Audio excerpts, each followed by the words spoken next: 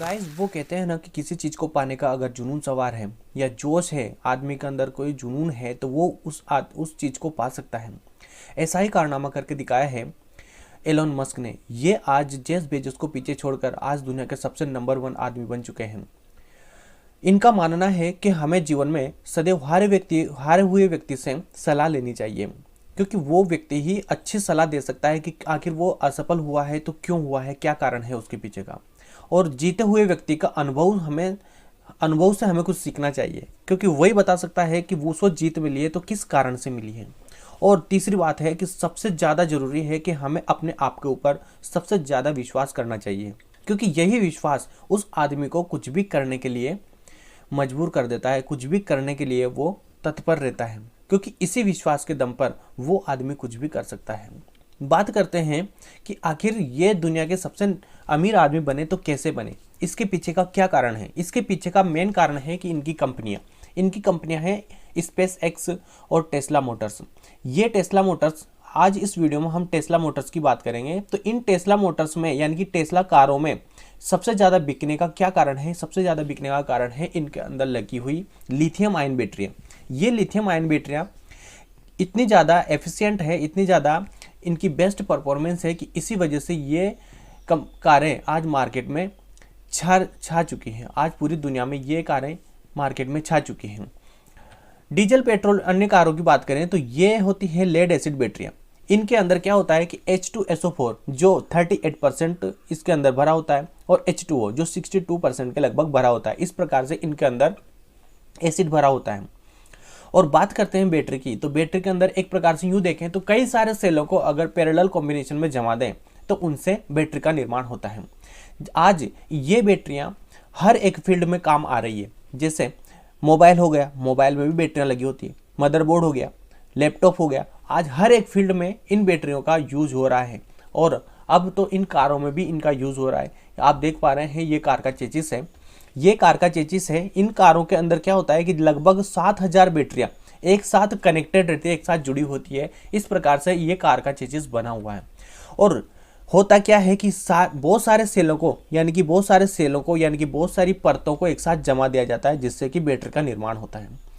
होता यूँ है कि जैसे ही कार की बैटरी को चार्ज किया जाता है तो इसमें क्या समस्या आती है कि कोई बैटरी तो ज़्यादा चार्ज हो जाती है, कोई बैटरी कम चार्ज रह जाती है। तो इस समस्या के समाधान के लिए इन बैटरी के अंदर क्या लगाया जाता है? BMS, battery management system.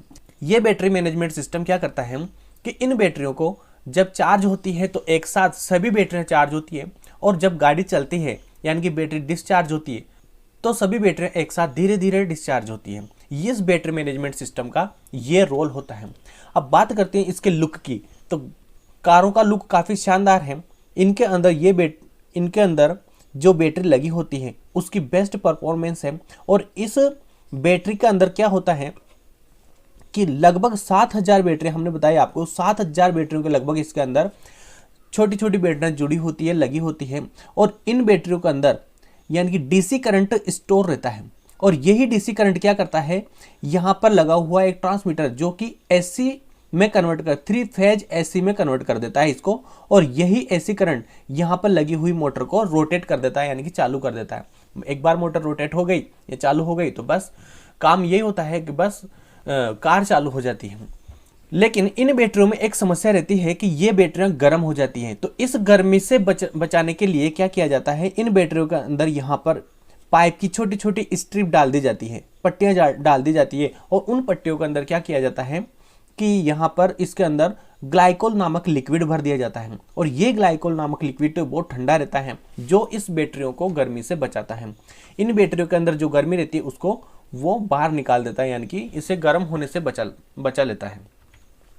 आगे देखें तो ब्रेकिंग सिस्टम की बात करें इन कारों में, तो देखो इनमें क्या होता है, जैसे डीजल और पेट्रोल की कारों में क्या होता है, जैसे हम ब्रेक लगाते हैं तो वहां पर डीजल और एक्सीलेटर दबाते हैं, ब्रेक लगाते हैं, एक्सीलेटर दबाते हैं, उससे क्या होता है कि डीजल का या पेट्रोल का खपत ज़्यादा होता है, यानी कि फ्यूल ज़्यादा खपत होता है। लेकिन इन कारों में क्या होता है कि यहाँ पर मोटर लगी होती है, और ये मोटर क्या करती है कि जैसे ही ब्रेक लगाते हैं तो वो मोटर घूमती है, और घूमने से क्या होता है कि वो बैटरी से कनेक्ट रहती है, तो वो बैटरी चार्ज होती है। इनके अंदर ये सुविधा होती है, इसीलिए क्या होता है, देखो यहाँ पर ब्रेक लगाने से ये बैटरी चार्ज हो रही है। इस प्रकार से ये ज़्यादा बेटर है उनकी डीजल और पेट्रोल की कारों की अपेक्षा। बात करते हैं इनके चार्जिंग पोर्ट की, तो हालांकि अभी इनके चार्जिंग पोर्ट की इंडिया के अंदर बहुत ज़्यादा समस्या है, लेकिन आने वाले भविष्य में ये चार्जिंग पोर्ट हमें ये चार्जिंग स्टेशन हमें देखने को, हर एक पेट्रोल पंप पे ये चार्जिंग स्टेशन हमें देखने को मिलेंगे। डीजल और पेट्रोल की कारों में क्या समस्या रहती है कि जैसे कार स्टार्ट होती है तो बहुत ज़्यादा वाइब्रेट करती है। दूसरी बात है कि ये इतना धुआं देती है कि आज वायु पोल्यूशन की तो इन्होंने वाट लगा रखी है। आने वाले भविष्य में इन कारों के आने से इन सारी समस्याओं से हमें निजात मिलेगी। और सबसे बड़ी समस्या है कि हमें खाड़ी देशों को ऊपर डीजल और पेट्रोल के लिए, यानी कि क्रूड ऑयल के लिए हमें इनके ऊपर निर्भर रहना पड़ता है। लेकिन हमें आशा है कि आने वाले भविष्य में हम इन कारों का उपयोग कर इन चीज़ों से हम बच पाएंगे, यानी कि इनके ऊपर की निर्भरता हम छुटकारा ले पाएंगे। दूसरी बात है इनके चार्जिंग स्टेशन की, तो आज भारत सरकार को भी ऐसा निर्णय लेना चाहिए, या आने वाले भविष्य में ऐसा ही होगा कि हर पेट्रोल पंप पर चार्जिंग स्टेशन बनेंगे, कम से कम एक चार्जिंग स्टेशन तो बनेंगे ही सही। और आने वाले भविष्य में हमें अपने इंडिया की सड़कों पर भी इलेक्ट्रिक कारें बहुत जल्दी देखने को मिलेगी। एलोन मस्क ऐसे ही दुनिया के सबसे अमीर आदमी नहीं बने हैं। इन्होंने क्या किया, इनकी कार जब बनाई तो उस कार का खर्चा लगभग बैठा 28 लाख के लगभग, 28 लाख के लगभग खर्चा बैठा।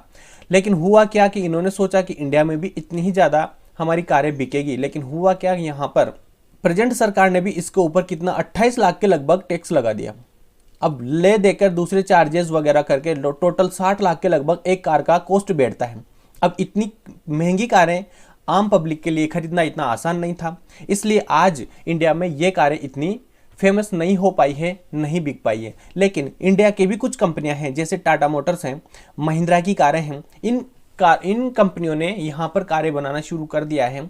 और महिंद्रा ने तो अपनी कारों को यूरोप जैसे देशों में एक्सपोर्ट करना भी शुरू कर दिया है। तो उम्मीद है ये वीडियो आपको बहुत अच्छा लगा होगा। कमेंट करके अपनी राय जरूर बताएं। मिलते हैं नेक्स्ट वीडियो में, तब तक के लिए बहुत बहुत धन्यवाद।